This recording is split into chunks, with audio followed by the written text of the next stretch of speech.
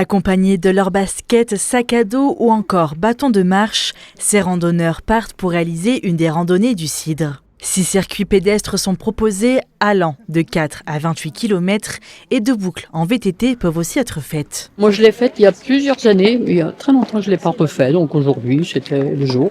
Ils essaient également de changer les sentiers. Donc on voit pas toujours la même chose. Et de toute façon, on peut passer 10 fois, c'est toujours différent. On trouve toujours de nouvelles choses. Il faut se booster un petit peu, parce qu'il faut quand même garder une activité sportive. Et puis c'est un petit peu une bonne œuvre qu'on fait aussi, puisque c'est quand même au profit du château d'Aix. Voilà. Et puis en plus, on a le beau temps, donc tout va bien. Après une balade, quoi de mieux que pouvoir se ravitailler? Un marché des producteurs avec des acteurs locaux est aussi présent dans ces randonnées du Cidre qui ravit les marcheurs comme les jeunes de l'IME.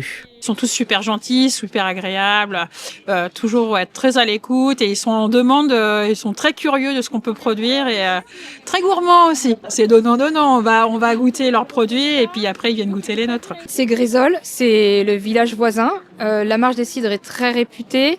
Il était important aussi pour nous de travailler en proximité avec des gens qu'on connaît.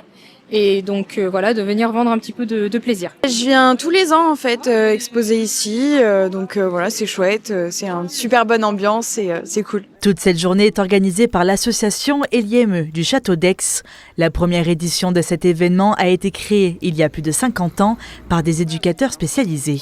À sa création, ces randonnées n'étaient proposées qu'aux jeunes accueillis à l'IME et au fur et à mesure, elles se sont ouvertes au public. C'est l'occasion de préparer un gros projet avec les jeunes. Donc tous les jeunes et tous les salariés de l'établissement sont investis une bonne quinzaine de jours avant, voire un peu plus sur le plan administratif et sur les quelques jours qui suivent. Pour le débalisage et la fermeture de la marche. Ils seront sur des relais pour les ravitaillements. On a des jeunes qui ont participé au balisage, qui peuvent être à la buvette. Enfin oui, les jeunes sont plutôt enthousiastes et on a peu d'absents généralement sur cette journée-là. Cette année, c'est plus de 2700 personnes qui sont venues tenter ces randonnées, un record sur les 10 dernières années. Les bénéfices récoltés lors de cette journée vont permettre de financer des activités ou du matériel pour les jeunes de l'IME.